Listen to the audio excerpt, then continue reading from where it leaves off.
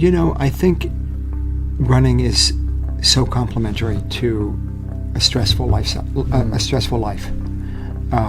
The nice thing about running, when you finish, you really can't be stressed out. You can't be angry. You're kind of at peace with yourself. You have time to think through your life, think through big questions, and I think that's what it's almost a form of meditation, really. And I think that's what brings me the tranquility to, be able to operate at a high level at work as well. Sometimes at work I feel like I have a secret advantage over all my coworkers. That's Chris Solarz, up next on the All Things Risk podcast.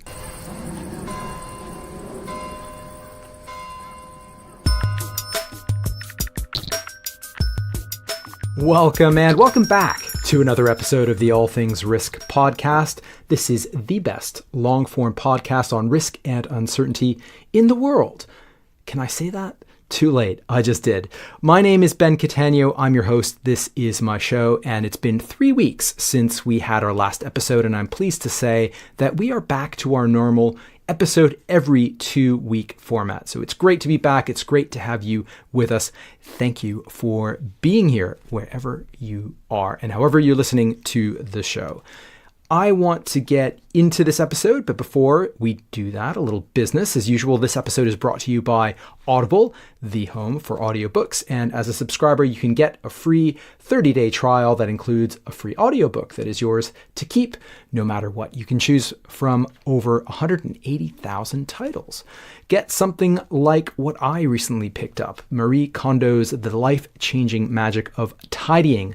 And that's because I recently moved house and it became apparent how much crap I own.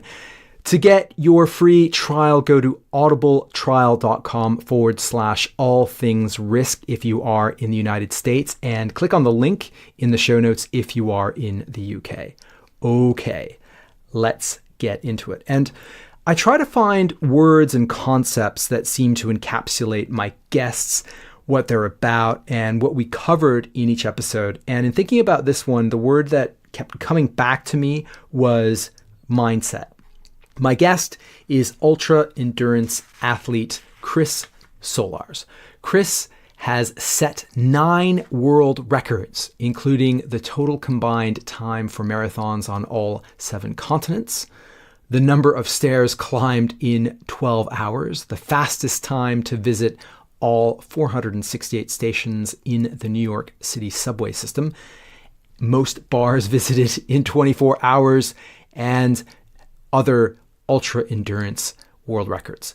He has completed hundreds of marathons and recently completed the Deca Man, 10 Ironman triathlons in 10 days. So, who is this guy? Is he some type of professional ultra-endurance athlete? Well, no. Chris is married, he's the father of 3, he's a managing director at a hedge fund, and this is where the concept of mindset comes in. Chris has an incredible way of prioritizing and of integrating family, his passion for endurance sport, and his career. Of course, that's not easy, as you will hear, but there is a lot I think we can all take away from the mindset that Chris has developed and apply that to, well, just about any aspect of our lives. We get into all of that. Chris talks about his background, how he got into running and triathlons and ultra endurance events, some of the world records that he has set. But this isn't a conversation about endurance training. It's about motivation, overcoming obstacles, family, prioritizing and managing time, decision-making, and much, much more. I think you'll love it. And I feel very privileged to have spoken to Chris. He's extremely authentic. He's also very busy, obviously. So I am very fortunate to be able to bring this one to you. Ladies and gentlemen, here is Chris Solarz.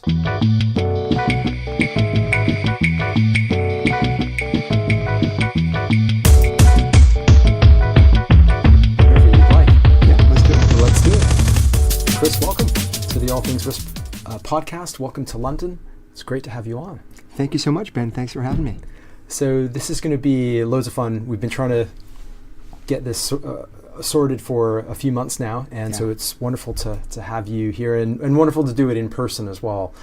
But for my listeners who don't know you, and here's my only pre-programmed question, which is, when you get asked what it is you do, how do you respond? Who are you? Well, thanks, Ben, and thanks again for having me.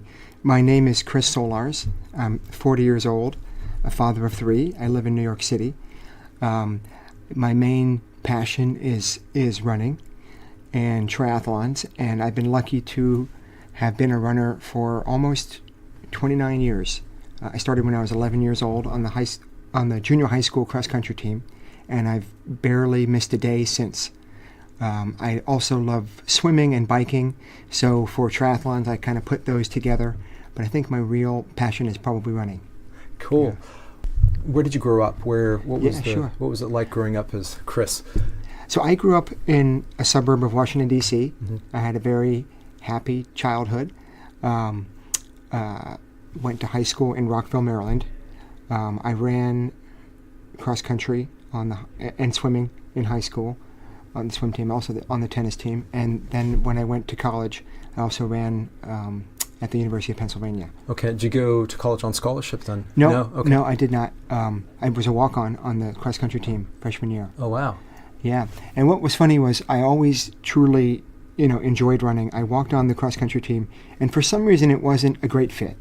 The first year, I did my first year there, had a good time, but it was, I think, any other year or maybe another school or just at some kind of parallel, I would have been a runner on the team for all 4 years. But at the end of my freshman year, I started getting into marathons, and I found that was my way to extend running a little bit further and do something a little bit different. So that's when I started. I ran my first marathon when I was 18, and by the end of college, I had run about 10 marathons. Wow. And that was it. Actually, after college, I moved to Australia for a year to do a master's degree.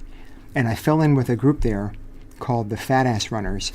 And these guys really epitomized the no-worries attitude of Australia. They just had like endless possibilities and enthusiasm. And there was nothing that was too big, 2 marathons on back-to-back days, or a 50-miler, or 3 marathons in a month. They were doing it all, up and down mountains, all while having fun doing it. And I really fell into this group and kind of changed my perspective, because having been a runner for, maybe 7 or 8 years at that point, I had really been a runner that was running for a team, running for someone else, running for something bigger than myself. And I think it was kind of right about 20 years old, or I guess that was 21, 22. I kind of really became a runner when I stopped focusing on competition. And I was doing events, but they weren't meant to try to win the event. And I think when I let that part of the competition go, where I was only focused on myself, doing better for myself and not worrying about everybody else, I was able to see a different side of running and a more pure side of running. Sounds like it was very freeing. Very freeing. Yeah. I've been a runner, but not like you're a runner. I love running, just the pure joy of it. But I imagine growing up, there can be, whilst that's great, there can be loads of pressure to make teams and hit times and things like that. Yeah, I marvel at how much pressure I put on myself. I remember high school races. And, they were 25 years ago now. And I'm sure no one else remembers how I performed that day. I still remember, of course. But you realize that you're in this little world and you think you're the center of the world where everyone's watching you. And once you free yourself of that, you realize that you hardly matter at all in this world. Not just about how you did in the marathon or anything like that. Just in general, as a global outlook, I think it allows you to take stock of today and enjoy yourself, in the present moment a little bit better. What did you aspire to be when you were growing up? Did you want to be a professional runner, or go to the Olympics, or what did you dream of being? I think I always enjoyed it, and I think I was lucky enough to not be that good at it. I think perhaps I was average, a little bit better than average. The one nice thing about running is that it's not just your passive ability. It's you get out what you put into it.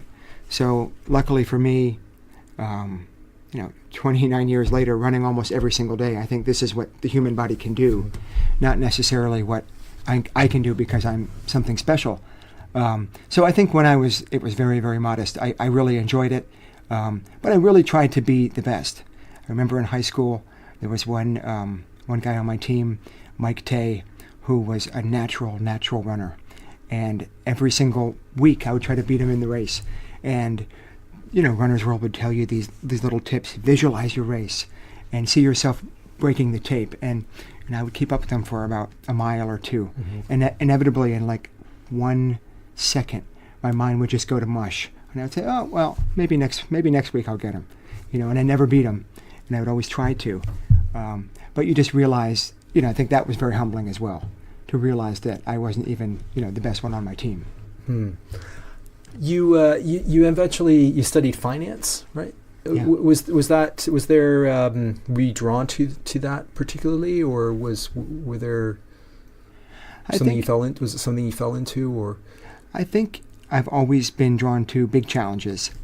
I studied in undergrad. I studied economics and anthropology at the University of Pennsylvania. When I did my master's in finance in Australia, and I had a job waiting for me in New York City on Wall Street as an investment banker. I think I didn't know much about investment banking then when I got the job, but I liked it for the challenge of it. It seemed like that was the most competitive job to get, and that's why I wanted it. Right, yeah. Right. Having said that, like the amount of the hours that investment bankers put in is it's just insane. The first few years were very insane. I remember I always would hold dear my 2 days of running. So I was working 100 hours a week when I first started in New York City. We would never leave the office before midnight. And Tuesdays and Thursdays, every single day, no matter what time I left, and it would always be after midnight, I would go for a run. It wouldn't be a long run, and I would run on the weekend as well. But even when I was working the hardest I ever have in my life, I prioritized running. And some of my fondest memories in New York are running home through Times Square in 2001, 2002, seeing some crazy things and just experiencing almost a nightlife from a voyeuristic perspective. Yeah. Right. I watched one of these short little clips of you. I think it was a few years ago, but you talk about you run to work. Do you still do that? Yeah, so I walk to work every morning and I run home from work. Mm-hmm. So one thing I've done in New York in a way of prioritizing and optimizing my time is truly trying to use all of my time wisely. And if you're training for races, time on your feet is very important. Yeah. And it doesn't need to be fast. It can be walking, because a lot of my races are a lot of walking. So I really just appreciate any time I can walk or run slowly. And most of my running is not done at fast marathon training pace. It's mostly walking and jogging slowly, like 9-10 minute mile pace. So in the morning, what I really appreciate, I only live 2.5 miles away from work. So I have a nice leisurely walk in the morning. I'm not at the mercy of the subway trains or any type of anyone else. I can listen to All Things Risk podcast, and I can make telephone calls, and it's free. Yeah. And then similarly on the way home, I keep all of my clothes at work. I bring them all home on Friday. So on Monday through Thursday, I just run home through the park. And what's interesting in London, I think I learned it from watching people in London. I see people commuting with these big backpacks. And I think I'm one of the few in New York City that do this. But it's quite unique and unique to hear. Yeah, I've started doing the run commute thing, and I like it better than the bike commute, which I do more of, just because the bike commute you have to deal with traffic and all that sort of stuff. The run commute is brilliant because as a podcaster, I listen to lots of podcasts, and you can just kind of tune out, as you say. You can do calls or stuff like that. It's just a way of, as you say, it's sort of dead time, and you can just do all kinds of wonderful things with that time. Yeah. Well, I found with small kids, I often use my time to, in the double running stroller or the single running stroller, I push them all over to run errands. Even on the weekend when I run to their doctor's appointments, even when I take them to a park, sometimes I'll take them to a park that's a few miles away from home, just so that everyone wins. And I've even tried to optimize my commutes to the airport. Okay, I want to hear about this. How do you do that? Well, when I am not traveling with the kids or not traveling for work, if I'm bringing a suit and my computer, usually if I'm traveling to a race, I'll fly out of LaGuardia, and I'll run there. It's with all your stuff? With all my stuff. Wow. In the backpack. Just like a run commute. Yeah. It's like 7.5 miles, so it takes me about an hour. And in bad traffic, you can even beat the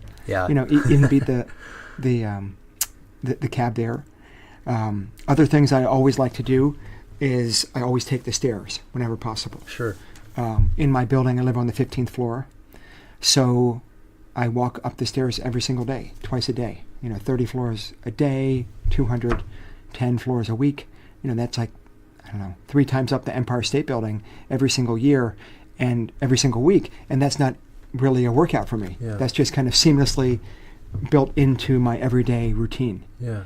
So everywhere I can to try to build in these tiny little efficiencies, I think that's the secret. And they all add up to, to a great fitness level. Yeah. I've never quite heard it put that way. But it makes lots of sense because you can squeeze in an extra 20, 30K worth of running per week just by doing the types of things that you do, or getting on the stairs and things like that. And that does that. This is like marginal gains. Yeah, that makes a huge amount of sense.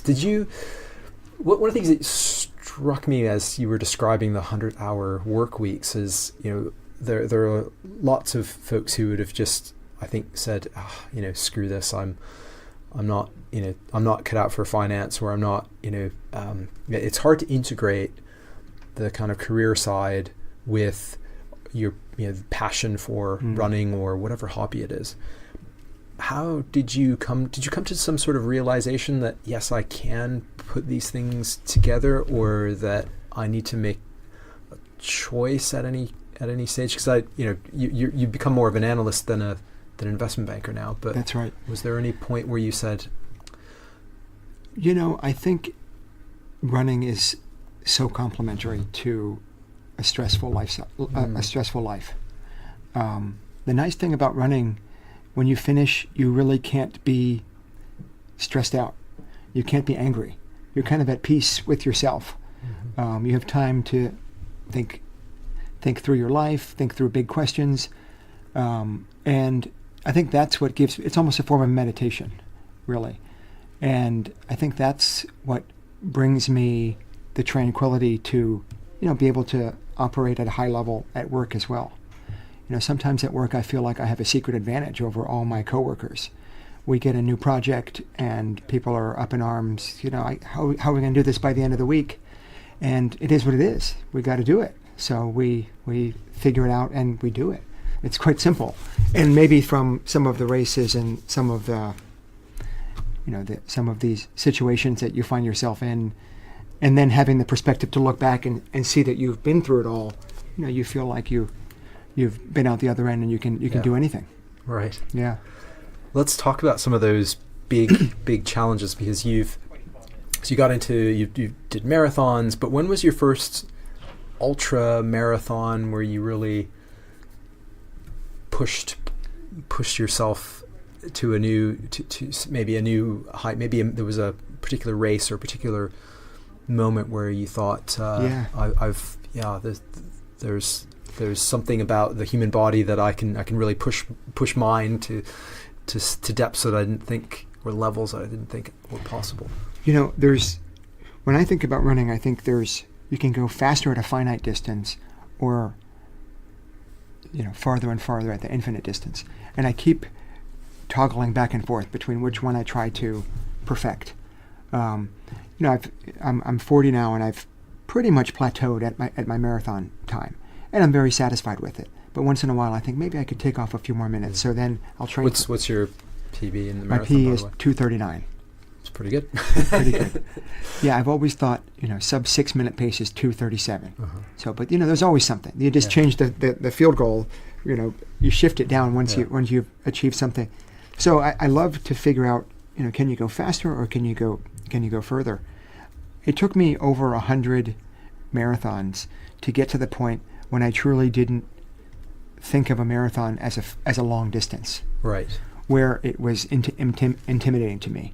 I always thought that the first goal was to finish, and then secondarily to perform well. Whereas when I finally wrapped my arms around that, I used to stop in a training run at 24 or 25 for the day, simply because I didn't want the next day to look back and say, wow, I had a big day yesterday. I should treat myself today and put my feet up. Now I truly just think of the race 26 miles as another number. I did my first 100K when I was living in Australia. It took me 15 hours. I was a lot of walking, a lot of blisters. I got to the finish line, took one step, and took a little nap for 20 minutes. I truly had enough. I couldn't walk another step. And part of that's all the perspective, because I finally had done that and had never gone that far before and surpassed all my expectations. And once you've done it, you kind of check it off internally, and you feel confident that you can do it again. And once you repeat it and repeat it and repeat it as part of a process, I don't know, you just get so much better at it. Not just physically and mentally, but also emotionally, because a lot of these races have peaks and troughs of emotional valleys. You probably have gone through so many self-inflicted difficult moments that as you say, when something comes up out of the blue, you're just, the level of resilience is higher than perhaps what the average, the quote-unquote average person. Well, this is funny that you say that, because I think when people always ask me, why do I do these things, I'm still searching for the answer, by the way. But I think one of the real reasons is because I'm trying to find that struggle that identifies humans throughout history and throughout the world. I happen to be so lucky to be rich and healthy with a loving family and to have a great job where I don't have to work an extra job to feed my family. My ultramarathon is someone else's struggle, in a refugee camp, in these difficult situations all over the world. So I try to never forget, the very fact that I live such a privileged life to have my struggles be these artificial challenges that I had to create for myself. And do you think we need that, though, as humans, to find the next challenge? Do you think that it's part of the human condition to seek those kinds of things out? Or I think it is. Yeah, I think that's pretty well put. I think pain is a universal, right? I don't know if love necessarily is, if everyone's felt love throughout human history, but people have always felt pain. And you can identify with that pain, and it brings you a sense of purpose. It makes you feel alive, and it helps you withstand the future pain that you will ultimately,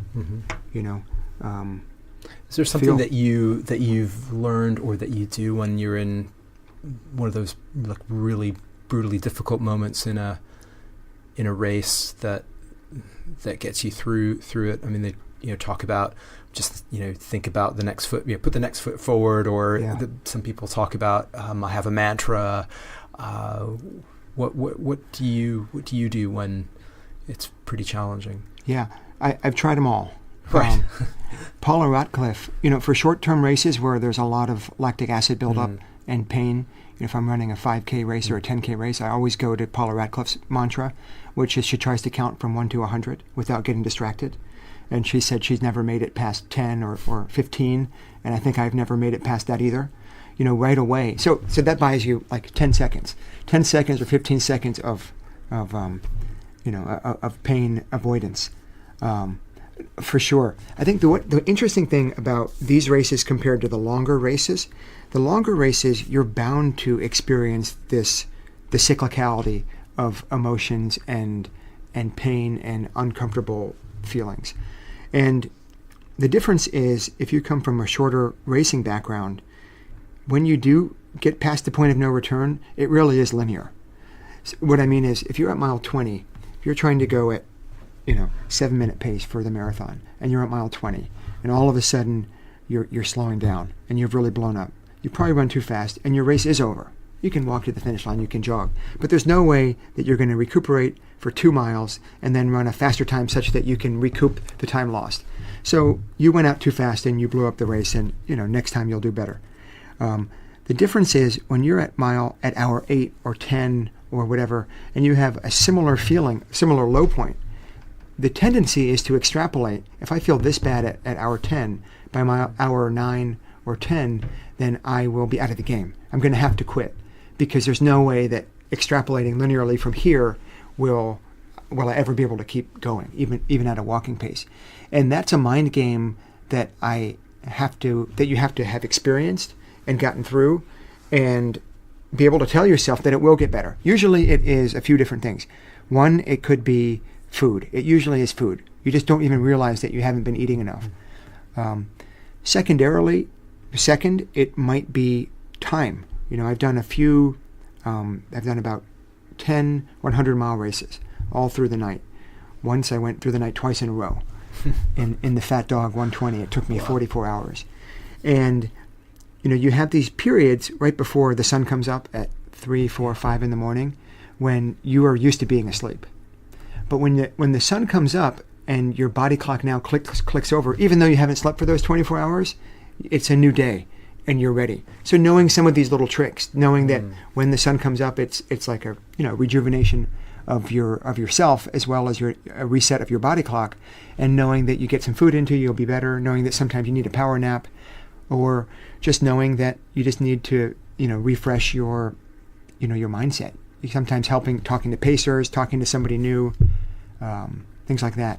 There's a lot of different tricks, but really the only trick is just to keep going. Yeah. Have you found that, we talked about the work situation, but other situations where some of what you learn translates into other aspects of your life? Well, maybe raising kids. There's lots of challenging parts with that. And I don't know, I haven't thought exactly how this is a perfect parallel. But for sure, I think the parallel is that on Facebook you see your friends with the shiny medal, and it looks great. Perfect vacation and perfect family life. Mm-hmm.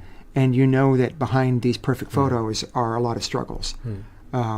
Everyone goes through them, and it's not so obvious that everyone goes through them. But when you're aware of that, I think it helps the day-to-day be a little more bearable. Mm-hmm. I like the nonlinear allusion there that you made, because I think when most of us struggle in whatever, struggle is part of the human condition regardless of what we're doing, and sometimes we feel like, oh well, we're feeling shitty today because of X, and so next week's going to be even worse because all this other crap's going to happen, and it ends up not being like that, which is it's a great way to train what you've done. Is a great way of training the mindset for those types of situations, because nothing ever goes up in a straight line or down in a straight line. Yeah, that's right. Yeah. Could we get into some of the big challenges that you've done? Like you hold, is it now 6 or 7 world records? It's 9. I've broken 9. Oh man. All right. So what was the first one? So the first one was the fastest navigation of the New York City subway system. Yeah. So that was in 2009. My friend Matt Farisi and I, we were working together, and we built a computer optimization model to visit all 468 subway stations in the fastest amount of time. Yeah. And there are 29 lines that make up those 468 stations, and the New York City subway runs 24 hours a day. So you can start, the model that we built was to start at any of the 468 stations at any minute of the day and go in any of the directions. And that comes out to trillions of solutions, and then we solved and optimized and found the very fastest one. Right. So the challenge was to run the lines. The challenge was just to visit all 468 stations in the least amount of time. In the least amount of time. Right. And it started here in London. The Tube Challenge. It's a little bit smaller here. There's 280 stations or so. It takes about 16 hours, which is a little bit more doable than the 24 hours. So people when it gets broken here in London, it gets broken by a minute or 2 minutes, whereas it was a little bit less competitive in New York. Yeah, because you can start, if you get the sequencing wrong, you could go off way into the boonies where there's no other line, and then you have to go back. And it's a fascinating. Well, the interesting thing about London, because it's smaller, you can almost figure it out by brute force, just by knowing the system a little bit better and doing it yourself and figuring it out logically. But the more complex it gets, the more it makes sense to use computer-aided technology. What was the total distance covered? Distance was probably over 500 miles. Wow. Yeah. Over how long a period? 23 hours and 50 minutes. Jeez. Yeah. So it took us, I would say we probably put hundreds of hours of R&D into coming up with the optimal route. And once we figured out the route, we then had what we thought was the perfect route, and we knew it would take roughly 24 hours. And we divided it up into 6-hour segments, and we practiced those 6-hour segments twice each. Okay. So we did 48 hours of training to get that route properly done. And what I did to make sure that we knew all of the transitions properly was we would be at the back of the third car from the front of the queue line, because I knew when those doors open, we would head right down the stairs, and then we'd go to the front of the fourth car from the back, and that would be exactly where we wanted to wait, because that would be the next transition. And when we were running between these cars, we were running at full speed. My friend was a runner in high school, so it was perfect. We were running like we were running for a world record. Yeah. So we made 55. It was a big interval workout. We did 55 sprints, and the anticlimactic part was like 52 of the times we arrived on a platform and still had to wait 5 or 10 minutes. Right. And people thought, "Wow, what are these guys running from?" But 3 times we did. We were ahead of our own predictions because we made trains that we didn't expect we'd make because we were running so fast. Okay. How do you get something like that certified that you did indeed break the record? Well, this is funny because Guinness certainly wants to promote their own brand. Mm-hmm. So if you break a record without any press or advance notification, they usually will not accept it. Oh, right. So they want to see at least 3 independent media sources have been there to verify the record. So this was lucky because this was in January 2009. It was the height of the great financial crisis, and we needed a feel-good story on a Friday, a slow Friday. So it got picked up all over the world. So that was very easy because we had, at the subway platform when we arrived, I almost felt like Brad Pitt walking into the Oscars or something. We got the subway doors open, and there was about 15 or 20 reporters sticking microphones in our face, all asking us the same question. Why did you do this? And if you have to ask why, you probably won't appreciate the answer. So they kept rephrasing the question, but why? And then I would try to answer in a slightly different way, but why does anyone do anything? Why are we obsessed with riding arbitrary distances and these types of little mini goals? So it was great. That was easy to certify. 2 years later, I tried to do, and I did eventually do, the most cumulative vertical feet run in 12 hours. So you run up a building, take the elevator down, up the building, elevator down. Same building. Same building. Yeah. And the clock, it's a timed race. So the clock is on for 12 hours. It doesn't matter if you stop or use the bathroom or the elevator is slow. You're on the clock. Yeah. And this was in Philadelphia. It was the 4th highest building in Philadelphia. And I ended up doing 33,000 feet in 12 hours. And I contacted all of the newspapers. I found the Wikipedia page for newspapers and news stations, and I contacted all of them, and only about 10% of them got back to me. And some of them would say, we don't know if you're going to break the record, so we can't send a reporter, but let us know afterwards.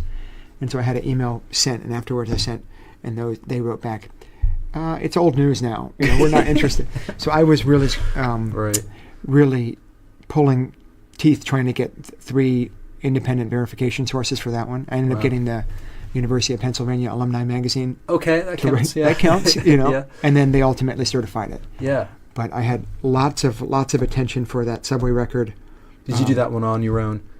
The subway was with a friend. The stair climb was alone. Right. Yeah. Did you have a crew or? I had a whole crew. Yeah. Okay. And my wife is the always behind the scenes at all of these events for me, and she was there in the elevator. We had a table set up with all my food and drinks, and she was giving me massage, and it was great. You know, I had everything, and we also need to get witness. So you asked how does Guinness certify these records?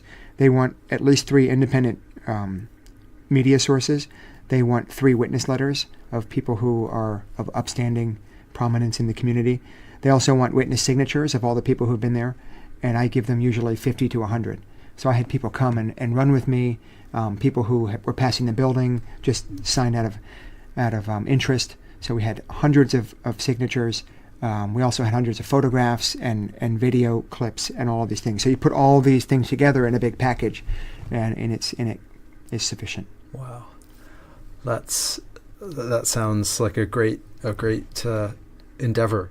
On that one, was there something that struck you? Like, did you look at the Guinness Book of World Records and say, hey, I wonder which one I can break? Like, I think that's how it started. Yeah. And I found a lot that I can break, and I've been very selective. So all of the records that I've chosen to attempt, and I guess luckily I've succeeded in all of them, that I've chosen to attempt, I felt very attached to all of them. Yeah. You know, it took a while. There's some, first of all, they're all silly, because if it were a true world record, it would be an Olympic sport perhaps, and I'd be competing against Kipchoge in the marathon. If the 12-hour stair climb were an Olympic event, the record wouldn't have been 33,000 feet.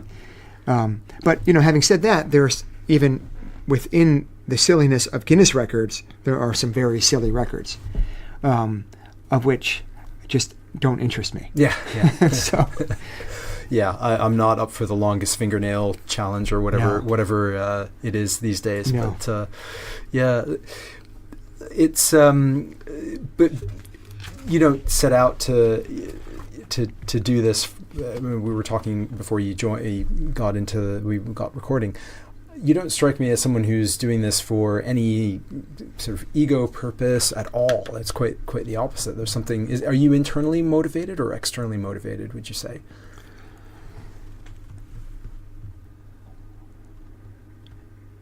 Well, I think the obvious answer is internally motivated. It's certainly, I can't deny that it's nice to be invited on a podcast and have my ego boosted that, I'm some kind of great athlete. But I think I would be doing this anyway, for sure. I really, really enjoy the process. I think I enjoy the process of training even more than the success of the results. And I think that's why I've perpetually almost always have multiple events on the calendar, something to look forward to. Because you do get this almost after the fact, after the big race is over, it's kind of like, well, what's next? Yeah. And a lot of my friends, I've seen my friends and I've seen myself kind of go in a mini funk. Absolutely. Yeah. Your big race is over. Like, what's the point of? I remember after my first 100-mile race in 2006, it took me months, probably 5-6 months, to get back into a running routine. Because what's the point of running 6 miles before work when you've just done 100? It just seemed pointless. And in fact, I almost thought that I would never get my bug back, my edge back, the motivation that gets me up like early in the morning. I think, so I don't really know where I find it from sometimes, because I don't truly believe that I have outstanding willpower.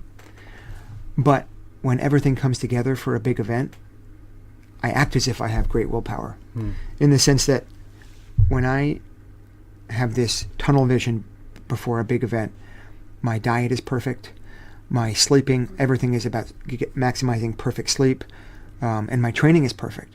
And it's not like I'm tempted to have dessert. I truly don't want it. I don't want to drop a beer. And I kind of love that. Sometimes I'm happiest then. It's like a workhorse who's super happy because I feel like a noble warrior, like all focused on that. And I do it with respect to my job and my, of course, my family and job come before these events. But it is easy enough to balance all three, and that's what I've been doing. Yeah, I think something to be said for always having something to look forward to or to train, and maybe even to know what the next thing might be, even if it's a vague notion after whatever the thing is that you've just completed. Yeah. Because then it becomes, what you've completed is just, it's a thing, it's a good thing, but it's not, the thing. Well, I remember when I was in college, I did my first Ironman, and I can remember swimming at my local pool in Rockville. I just remember swimming up and down at the laps, and just remember just being giddy at the idea of doing something so audacious. And I thought, if I can do that, that'll be it. Mm-hmm. I can check that off my box and feel so satisfied that I did the Ironman. And this was in 1999, before it was such a big deal, I think. And it took me 10 years. It was such a hard event for me. It took me 10 years to come back to the Ironman. I think I did it again in 2006, and I've done it many times since. And 5 years ago, I did the double Ironman. And that was a 4.8 mile swim, 224 mile bike, and then a 52 mile run, all together. This was the double Ironman, not the Ultraman. Not the Ultraman. Yeah. Yeah, this was the double Ironman. And it took me 33 or 34 hours nonstop. And I remember before that event, I can just remember how I felt before that event, thinking, is it too audacious? Can I really do it? And then now that I've done that, I went on to do the quintuple Ironman, 5 in 5 days. The Epic 5. And then I did it again last year. So I've now done the quintuple Ironman twice. Wow. And it just puts everything in perspective, because 20 years ago, I truly didn't know if I could do the single Ironman. And now I have my sights on the Deca Man, which is one a day for 10 days in a row, which is going to be next month. Where is that going to be? So that's in New Orleans. Mm-hmm. It's the first time they're holding a big race like this, the Deca Man, in the U.S. Historically, there's been one in Mexico, there's been a few in Europe here, but it's a big event, and it's going to be the biggest one ever held. So they have 50 competitors across 3 different events within the event. But my event is going to be one Ironman a day for 10 days. Okay. So everyone starts at the same time each day. That's right. And is it on the same course each day? It's the same course. It's Groundhog Day. Yeah. It's triathlon Groundhog Day. Yeah. It's and it sounds very daunting if you don't like this kind of thing, but it's a lap course in a lake, out and back a few times. Yeah. The bike course is a 7-mile bike loop. So you do that 16 times. And then the run course, get this, is just half a mile. Oh, so you do the run course, yeah. all back and forth. And yeah, I don't know. So here's the good things. Yeah. The good thing is you don't have to think about getting lost. Yes. You don't have to think about where your food is, your support, medical attention, or camaraderie on the course. Yes. There's going to be people surrounding you the whole time. Yes. So those are the good things. The daunting things are, for 10 days, I'm going to be just in one tiny little park in New Orleans, which, perhaps you don't see as much as you would if it were another kind of 1,400-mile race that explored, half the country. But that's the trade-off. That's the trade-off. But it's very exciting because I've never done something 10 days long, 5 days long twice. But this is, it's the next level for me. It's almost like the next drug. It's a harder drug, and I'm just slowly going down that slippery slope. What's the community like of people that do these sorts of things? Oh, so supportive. Yeah. It's amazing. I have met people on one day in one event or over one weekend, and I feel like they're a brother. We shared in misery, and it's that collective consciousness of suffering together that kind of brought us together. So I have a lot of friends that, when I think about it, I really don't know them that well. We've shared a few experiences in races over the years, but people are so supportive. And at these races in particular, there might be 1 or 2 guys who are really going for the win. but everyone else is supportive of each other, which is very different than the triathlon community in general. Yeah. You go to the New York City triathlon and everyone is out for blood. Mm-hmm. It's very, very competitive. And in fact, I don't like the triathlon scene in general. I did that reason. my first triathlon earlier this year, and it was a little bit like that.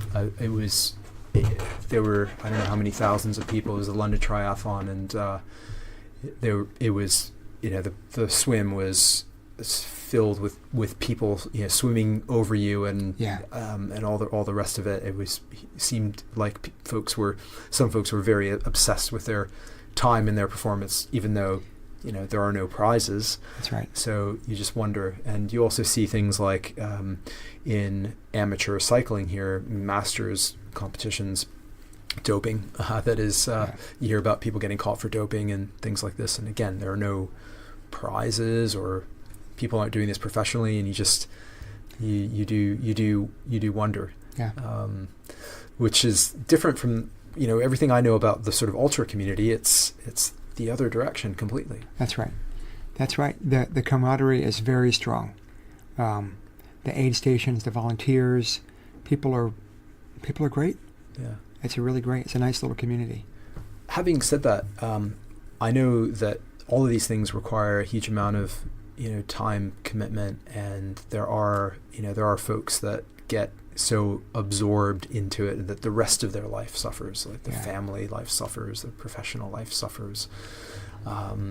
You've been able to, I don't want to use the word balance, but you've been able to keep that sense of harmony around that. I'm trying. Yeah, you're trying. Yeah, I'm trying.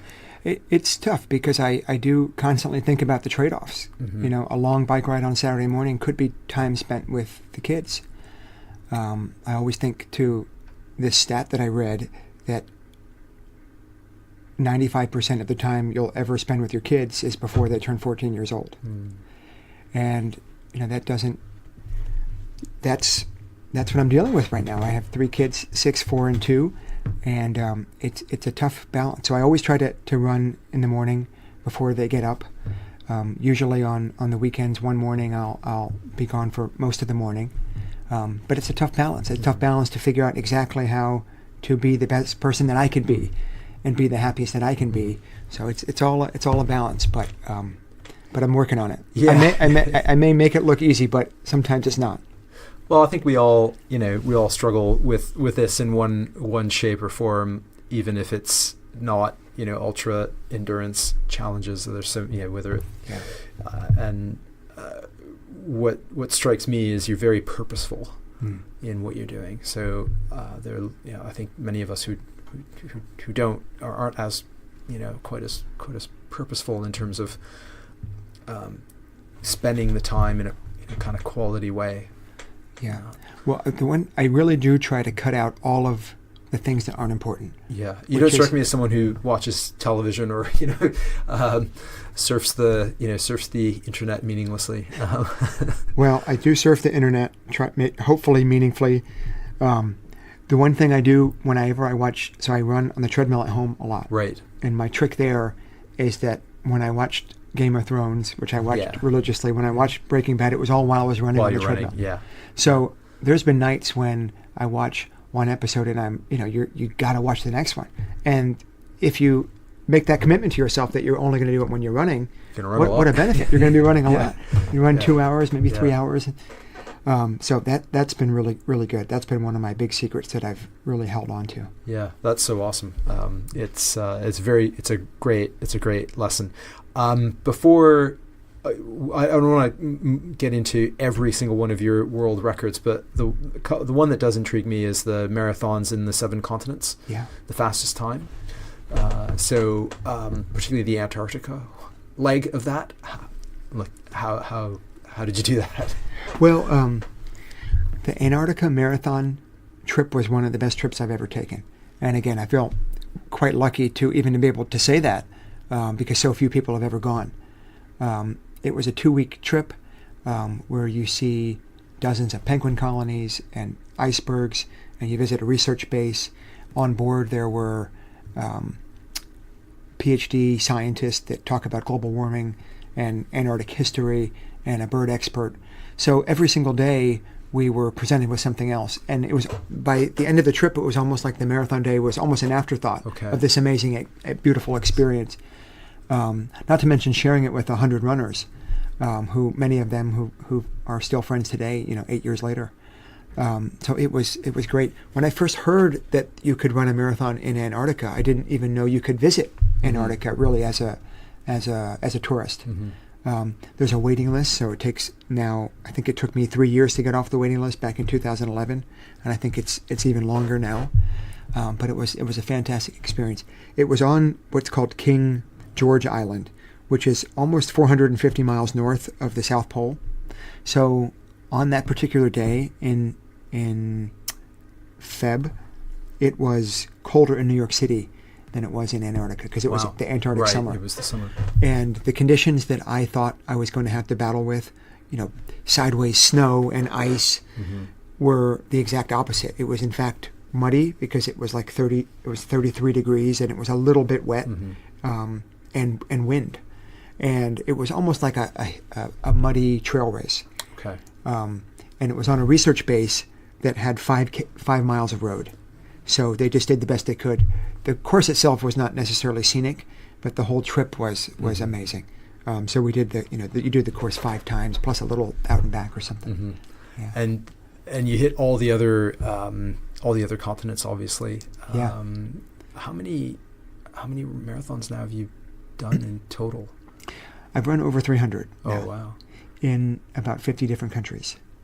So do you have, besides the Antarctica one, do you have one or two that really stick out as very interesting? Or yeah, so many. Yeah, so many. Just to name a few: the Easter Island Marathon. Oh wow! Off the coast of Chile with the big moai heads. Yes. Was beautiful. Yes, beautiful.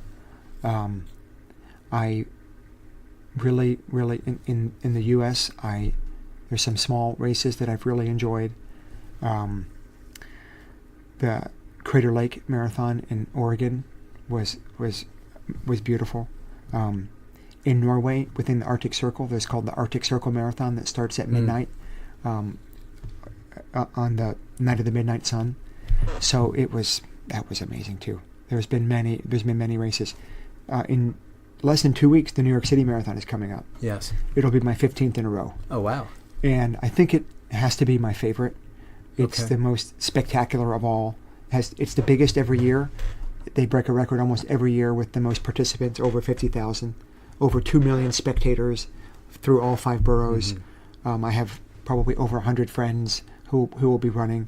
So it's kind of like the New York City running scene's Olympics. So I always look forward to that one. And I run that race with my wife every year. So this will be her 11th year. Wow. So that's a great way of spending quality time, isn't it? Yeah, it is. Well, we've both been quite busy these past few weeks, so I haven't seen her all that much. But we're going to have the whole day. Yeah. We'll have the whole day together. Yeah. Which will be nice. Yeah, that's so awesome. Excellent. Well, before we transition to a couple of other things, I did want to just, after Deca Man, what's next? And you're doing Paris. I know that. Yeah. So we've talked about that. I love, when I first heard about Paris, the 1,250K bike race in 3 days, I thought it was way too daunting. 750 miles just seems impossible when a 100-mile century ride feels impossible sometimes.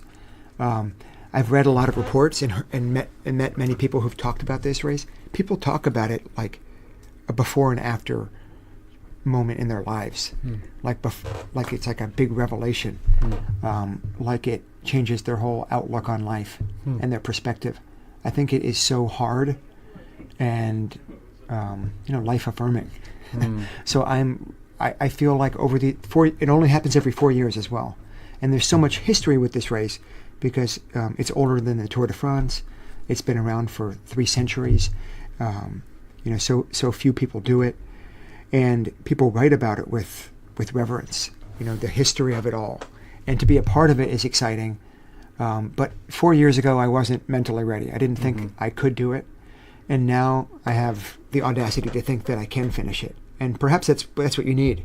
You need to just keep going. Because I did a 300K ride a few weeks ago in getting ready for the Deca Man next month. And when I was done with that, it took me 13 hours. I was exhausted. And I slept for 9 hours that night. And the next day I felt groggy. But that's just a dent in the PvP. I mean, based on what you've done, even though it's a different discipline, I'm sure you'll be absolutely fine on the bike. But it is a different, obviously it's a different sport, and there's a different feeling in cycling versus running. Yeah. Well, you have to be, I think with cycling, you have to have all your senses about you. You do, yeah. It's more dangerous than running. You're riding at night, you're riding with other riders who are also tired. There's a lot of different variables there. But after PvP, the 2 running races that I guess when I first started, I never thought that I would be able to even consider doing them, and now they're on my radar, are the Badwater 135-mile race in Death Valley and the Spartathlon in Greece. Oh, awesome. So the Spartathlon is, 153-mile race from Athens to Sparta. Yes. And that allegedly, or, supposedly was the real story of how Pheidippides died. He didn't die running 26 miles. He died running 153 miles. Yeah. And what makes it so tough is that they have a strict 36-hour cutoff. Oh, wow.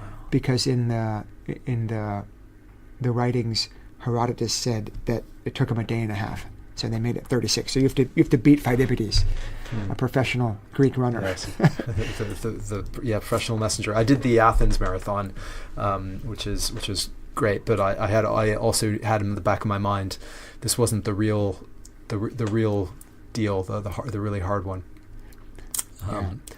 But that's awesome. Those are, it sounds like you're going to be continuing to kind of play this game of like harmonizing your time to make it all sort of fit and work. I hope so. Which is it seems to have worked in spite of its challenges. I did want to transition a little bit and talk about your views on decision making and uncertainty, which is a kind of a theme that's been cropping up and it's been on the forefront of my mind. And how do you make tough decisions? Do you find that in doing the types of things that you've done, that you've made a conscious decision to do these events, to do these races, or did something propel you to do them, or maybe there's another approach that you take to tough decisions. It may not be related to choosing what next challenge you have, but it might be something professional. It might be something completely different. I think my approach to my training is the same as my approach to decision making in work, which is really the same as my outlook on life, which is preparation and doing everything you can to get ready for the big day is probably the most important. There's a Navy SEAL motto that says, the more you sweat in peacetime, the less you bleed in wartime. I love that. I've kind of adopted that as my personal motto. The Kenyans have a similar strategy: train hard, win easy. And there's another phrase that comes up a lot, like prepare for the worst and hope for the best. And I actually think this is exactly wrong. There's no hope. Hoping is futile. Like, it's the antithesis of preparation. Like, you should spend all your time hoping, planning a little bit better, right? Using all that time to completely plan, and that preparation gives you the confidence on the big day. So these are some of the things I try to do, is meticulously plan out all of the worst case scenarios. And in the race, you can think, it's easy to think through everything in a race, because this is a finite, controlled environment. So you plan out what you're going to eat, you plan out what you're going to wear, what you're going to drink, what happens if you get really tired. You can always pull the plug. You can always quit. There's no shame in that if you decide to do that. And then having done it 300 times in the marathon, it becomes routine. Mm-hmm. And I think that's my edge, is practicing so well that everything becomes routine. Mm-hmm. So those are some of the decision-making techniques that I've used. Mm-hmm. I think those are very powerful, and even if things don't translate from one scenario to the next, I think just going through that process of thinking through, but also maybe subjecting yourself to those difficult moments and just saying, hey, as you say, I've been through a lot worse than what might be happening now. Yeah. What about suffering in the Deca Man, for example? Day 7, day 8, day 9. How do you think? Have you thought through some of those? Yeah. So this is half of the training, I think. Yeah. Is preparing myself for November 8th through 17th, and realizing that is my time to suffer, maybe for lack of a better word. But it will be a lot of fun. The truth is, it will be a grand adventure. But I know there's going to be some dark moments. But that's the time to step it up. So a lot of my training, I've been trying to get in 20 hours a week. Since August, I've been successful with that. And a lot of the time is thinking about how I'm going to feel at certain points in the race and knowing that it's going to be tough. One thing about the ultra triathlons that perhaps makes it a little bit easier than a prolonged nonstop running race or biking race is that the format lends itself to thinking in small increments. So you only have to do the swim. You have to get through the bike. Right. The bike is always basically less than 100 miles to go. And then 26 miles is always very doable. So if you only let yourself think about the next, what's in front of your face, you don't have to think about the rest of the week. I think that's the most daunting thing. If you think too big on day 2, 3, 4 about how bad you feel here and extrapolate or think about the next day, you really are just taking one step at a time. Yeah. Breaking things down into smaller chunks is just a hugely valuable technique. That's right. In anything. That's right. Yeah. There's a running quote that I love. I could never run 1,000 miles, but I could run a mile 1,000 times. That's it. Yeah. That's how we get through these races. Yeah, and I think that's how we get through all kinds of things as human beings, and do all kinds of epic things that we as a species have done for millennia. That's right. We're in a difficult time. It would appear now, sort of socially, economically, environmentally, politically, but I'm heartened by all of this type of mindset that many are, that people like you and people that exhibit this type of mindset, because I think we can overcome a variety of challenges as a species by thinking in a similar way. That's right. Which does bring me to an area that I did want to talk to you about, and I know that you are, you work in finance, and you don't seem like a banker or a, and I mean that exactly. I mean that as a compliment. Thank you. Not to say that you're not great at your job, but I can't help but think that you have taken away certain beliefs, thoughts from the types of things that you've done on the weekends, and the amount of travel that you've done, all the worlds, parts of the world that you've seen around. I mean, what's your day job? What do you do when you're not running? When you're in an office, what types of things do you do? So my job is a pension fund consultant. Mm-hmm.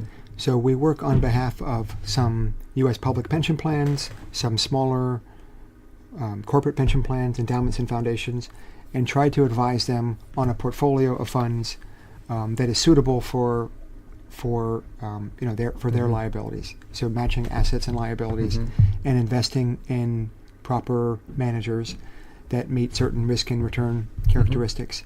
So I'm here in London visiting 5 managers a day for the whole week. I've met thousands of managers and funds over the past decade and a half.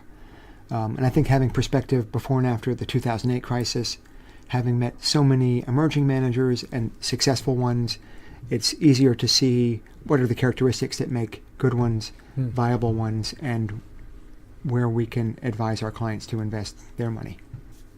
What are some of those characteristics? Well, I guess there's different aspects to it. From a business perspective, you want an investment team and a non-investment team. You want to have proper infrastructure, proper corporate governance. You want proper experience. We only want to invest with managers who have done it before. It's not a charity that they're running. They are investing with the very best. So trying to pick out the very best is kind of our job. So that's been, and of course everyone puts their very best foot forward and sells us these fantastic stories. And I think we're not necessarily trying to find managers that will make the most money, but coupled with the managers that will lose the least. So these types of ratios are things we look at. Their upside to downside performance, for example. So these are some of the some of the things that we're looking at. What I think is interesting is I talk to these guys about their portfolios, about what they're investing in, and I may be talking specifically about what equities are invested in, what bonds are invested in, where they think the euro is going, and some of these are somewhat short term. They think Brexit might be a disaster, not necessarily because, or for example, they might think China might implode, so they're short the Chinese renminbi. But one of the bigger themes that I think is very interesting is not just about what will happen over the next quarter or the next few years, but what's happening over the next decade. And one of the biggest themes that lifted markets over the past 10 years was quantitative easing. This collective government action that happened from all of the central banks easing their monetary policy and printing over $20 trillion worth of assets. And quantitative easing, it decreased interest rates, which was supposed to make mortgages and corporate bonds more attractive, to increase housing around the country and around the world that would lead to more capital development. It should increase stock prices, which would be a virtuous cycle, increase consumer confidence, spur spending, increase profits. What it has done is increase asset prices. And I think this has led to one of the more interesting developments, is that one of the perhaps negative ramifications has been the exacerbation of wealth income inequality in the country, which has given rise to populism around the world, which gave us Trump and Brexit and unrest in France and Italy and all over Europe. And this is not something that is going away. I read a statistic that if the wealth income inequality continues at the pace it's been at by 2030, the top 1% will own 2/3 of all the assets in the world. And the big problem with this is that we can't achieve potential growth, world growth, with this levels of income inequality that we could. We're not optimizing what we could be achieving, and it's leading to a lot of unrest and a lot of unhappiness in the middle. So these are some of the bigger issues that the managers talk to me about, and it's not necessarily an easy. Well, there's no easy answers. Things are very, very, very complicated. There's not any easy investment decision to be made either. Yeah, I can imagine involved in pension funds, you are thinking obviously long term, so you need to be asking these types of questions. It's easy to, it's like that whole Steve Jobs thing of connecting the dots when you kind of go backwards and say, we had all this quantitative easing, but then the income inequality, and then thinking through populism and all of those kinds of things are hard for us to. It's hard for us to project forward and think, okay, well, where do we go? Where do we go now? Right. It's one of the things that I've had a number of guests talk about is just this. What I think that we need to get back to is just focus more on this concept of the truth and facts in our discourse. I mean, our discourse here in the UK about Brexit, you just can't get into it without emotions coming out. That's right. And I saw just a very factual report from Ireland, just explaining this is what it is, this is what's happened, this is why we have the impasse, but with like very, very dry 4 or 5 minutes of just, not even that, of just an explanation. It was perfect. This explains it. But you could not produce that report here without some type of uproar around, well, you're clearly owned by these guys, and that kind of thing. And it's very toxic. Yeah. I feel like it's really a challenge to have meaningful, kind of factual, but also interesting conversations with people. Yeah, I agree. I don't know where we go with it. It's a very in some small way I'm trying to do that with these podcasts, but I think we just need to get better at speaking to one another in a kind of civil way. Sometimes I remind myself that the world is constantly getting better. It feels like we've taken a step back. Yeah, that's true. Yeah. But when you look at people who are living globally, who are living in poverty, when you're looking at longevity of lives, when you're looking about education levels, all of these things have significantly improved decade over decade and century over century. We're right in the middle of it right now, where it just seems with Trump, and it seems like we've never been further apart in the U.S. at least, just in terms of political ideology. Yeah. But it's always been this way. Yes. In one sense, it's just very tangible because of social media. Yes. Yeah. Yeah. I mean, you don't strike me as someone who spends a lot of time on social media, because you're so busy with it, which may be a great strategy, right? So folks get out and run more or do things outside of that realm. That's, I think, a great solution. Yeah. And I think you're inspiring people to do that. But yeah, it's so toxic. It's so difficult to move beyond that. And I think I don't know if you're finding in things like the ultra endurance events, but it seems to me like those things are there are more and more people that are becoming attracted to those types of things. Oh yeah, I think this has a lot to do with social media. Yeah. It just becomes more tangible. All of a sudden, someone that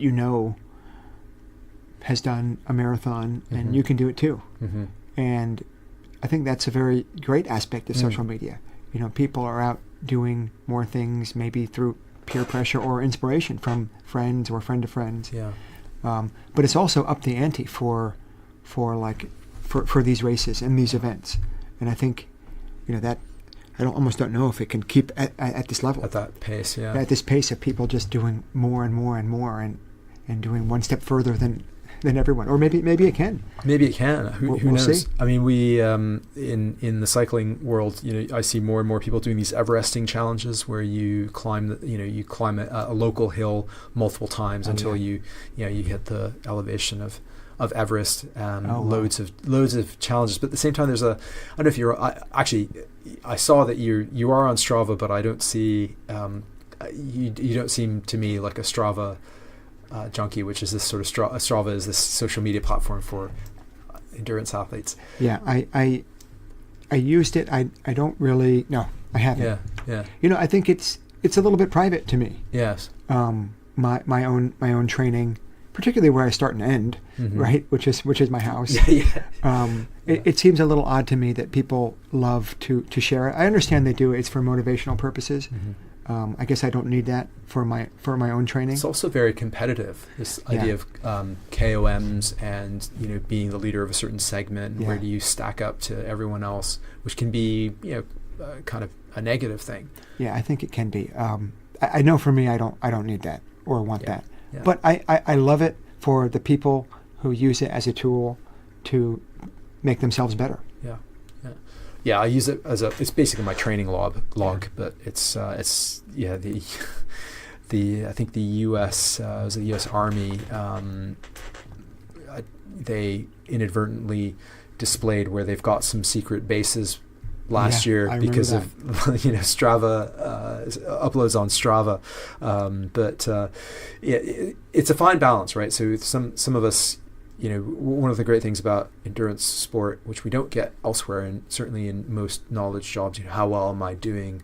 Right. It's hard to know. Whereas, in endurance sport, sort of input versus output, more time on your feet, running or riding equals, tangible results. But it's also a way of connecting with ourselves, as I think that those ultra endurance events, ourselves as human beings, because you will come across a difficult moment and you don't really know what's going to happen. Yeah, that's exactly right. Well, although I'm not on Strava publicly, I've kept my GPX data for over a decade, all my heart rate data, and I've used that as a training tool, and it's been very, very effective. And I love studying that. One fun project I did was overlay all of the GPX data that I have from all of my runs in Manhattan when I used to live downtown, when I live uptown, onto a Google Earth. Right. Onto Google Earth, and in an attempt to run every single street in Manhattan. Wow. So there's fun things you can have, and it's amazing. And I have this great chart when I look at all of my GPX data from all of the runs I've done all over the world. I have the Antarctica data point. Wow, I have all over all Asia. So that's really, really fun, and it's just so amazing to see, especially when you have heart rate data. You can go back and you can feel that mile. You see the elevation, you know how long it took you, and you know how many beats per minute you were exerting. Mm-hmm. I mean, it's almost like you're reliving that event just by going back to look at these files from 10 years ago. Every single training run I've ever done. So you log every single run? Yeah. Yeah. Mm-hmm. Yeah, every single run. Well, I wear this watch, the Garmin, a Garmin triathlon running watch. It's a step counter and a sleep timer, and it tracks my sleep. And it's my alarm clock, and it's great because anytime I go for a run, which is hopefully twice a day, or I'm feeling lazy, I'm almost monitoring almost all of them. Yeah, it's amazing what we can do with these devices, and they've really moved on, haven't they? I don't know what they were doing 20 years ago, but it must have been a totally different world. Yeah, and it helps for me. These watches help me to be accountable to myself. Yeah. Even with respect to sleep, because it tracks my sleep every single night, and because I want to get 8 hours of sleep, I know that I'll be accountable to myself, and therefore I have to go to bed by 9 o'clock. So for me, this has been a great tool, a great training tool, and a discipline tool. Yeah. I've got a similar one. And I use it. I'm not quite as good at sleep as you seem to be. I really struggle with. I'm just not a morning person, and it's a challenge. But this is the other frontier is sleep and rest, and we're in recovery. We didn't even talk about recovery. I know we're kind of pushing it for time, but I don't know if you had any thoughts on your recovery, your philosophy on recovery and rest and things. One philosophy I have that has served me well is to do just enough of moderate exertion such that the next day you feel like feeling good. And I think this is the mistake that a lot of beginning runners make, is that they go to the gym or they do these classes or these spin classes. I did a spin class with my sister 2 years ago. I think I'm still recovering from it. They're yelling, they're barking at you the whole time to go faster and faster. And if you saw what I did on my 2-hour workouts every day, it looks like a walk in the park. Right. But the point is that, like, the very next day, you do it again. Yeah. So by the end of the week, you've worked out hopefully every day, and you've done more per day than you would have done otherwise. So that's, it's very, very low impact, but it serves me well for the races that I'm doing, which are very low impact. When I do the Deca Man, I imagine my heart rate won't go above 125 beats per minute. Wow. For 10 straight days. That's the only way to truly be successful, I think. Mm-hmm. So in terms of recovery, after a big event, I let myself, I've learned this the hard way, but I let myself tell myself when I'm ready. And for me, knowing that I'm really back is being able to run a tempo run with my track club, on Thursday in the park, where I go for 6 miles at a really hard effort and feel good, and can run maybe under 6 minute mile pace for me, which is a little bit faster than marathon pace. So that to me is knowing that I'm back, And if I don't feel like doing that, it might take a week, two, and there's no timeline. It might take you, especially after your first marathon or your first ultra marathon, it may take you weeks or months, and there's no playbook to when you should be ready to be back. So recovery for me certainly has a lot to do with rest and sleeping, but I also try to have an active recovery, where even the very next day after a long event, usually it will be walking to and from work if it was a super race. But it might be, if it's a medium level race, I'll still try to do a little bit of running. Very, very easy, 10, 11 minute miles. I studied a lot of the Kenyan training philosophy, and it's amazing to see how slow they run. These guys run, the marathon in 4:40, under 5 minutes per mile. And some of their recovery days are close to 10 minutes per mile. And if you just double your race pace, you'd imagine that's basically walking. Yeah. That's basically walking for us mortals. And I'm not doing that. I'm running very easily, but I'm not quite running as slow as they do. So I've ascribed to the Arthur Lydiard school of running, which is like these huge, slow, anaerobic type, aerobic type of fitness levels, and I've just quite enjoyed it. So luckily it fits my personality. Heart rate zone 2 That's type right. of thing, yeah. Low heart rate. Yeah, that's right. So maybe once or twice a week I'll get my heart rate up, but almost always it's in the very low zones. Yeah, I'm with you there. Also for cycling, I think it's a similar. I think in cycling it's easier to actually keep that heart rate low. I find, because you can keep moving. That's true. It's harder on when you're running. But I think those are wise words, because I think there are loads of folks who they go out too hard. They do the hard days too easy, and the easy days too hard, and that's right. You're not really getting any quality training in you. Well, there's a theory called the black hole theory, which I ascribe to for my marathon training. And it's simply exactly this philosophy, that most runners run their easy days too fast and their hard days not fast enough. Such that if I'm trying to run a 6-minute mile in the marathon as my marathon goal pace, all of my hard training should be at 6 minutes or faster. And actually maybe the long runs might be 1 minute, 1 minute slower, but call it 7-minute pace. The black hole then is between 7-minute pace and 9-minute pace.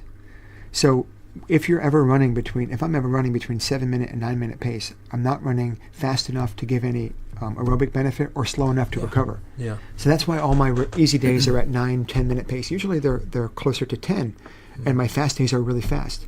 And the fast days are few and far in between. They're only 1 or 2 times per week when I'm running 10 times per week.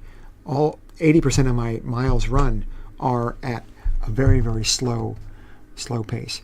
And it also builds up your running economy. It prevents you from being injured for the most part. I found, because you're running so much, you're quite a robust runner, but you're not getting overly injured. Sometimes I see the shortcut. Basically, the shortcuts are like the high interval training techniques that people are doing, or just doing these workouts without doing all of the slow runs in between. And I think that people are more prone to get injured without building your body as a running machine. Yeah, I think it's the same with things like strength training, and if you're doing fewer, you do high reps or high weight reps, then you go until exhaustion, then That's right. the next day is going to be complete rubbish. That's right. So you might as well dial it down. And consistency. There was a wonderful article, this guy Brad Solberg that I was mentioning, which I'll send you the link to, and I'll put it in the show notes. It's something, I forget the headline exactly, but it's being good enough is the key to being great, or something along those lines, where it makes pretty much the same point. Consistency is the key, and you have to go at a certain level and intensity to maintain that consistency. So it makes a lot of sense. Yeah. We've been going for a while. Was there anything that we didn't get to cover that you wanted to mention here? No, I think we've been pretty thorough. This has been great. Thank you. No, thank you. Before we do go, is there anything that you wanted to call out in terms of, like, are you on social media? Are you on if people want to know a little bit more about who you are and follow you anywhere, do you do that sort of thing? I don't really have any any call-outs here. Yeah. I'm on LinkedIn. Yeah. I'm on Facebook as well. Yeah. Yeah. Cool. But people can, I suppose, follow you on the Deca Man. I'm not sure when this episode will go out, so it might go out right around that time, actually. So we'll look out for that. But Chris, this was awesome. Thank you, Ben. It was awesome. Thank you very much. And next time you're around, would love to have you back and chit-chat some more. But thanks very much for this. Thank you. I hope you all enjoyed that, and I am pleased to report that Chris successfully completed the Deca Man. He called it the longest, toughest, and most unpredictable race of his life. As always, do check out the show notes to learn a bit more about Chris and his adventures. There are also plenty of things to look forward to here at All Things Risk, including our Best of 2018 episode, our look at the big risks in 2019, more courses, webinars, and other things. Don't miss anything by signing up to our mailing list at allthingsrisk.co.uk. That's .co.uk. That is it for now. We will be back in 2 weeks. In the interim, and as always, don't forget, risk is life.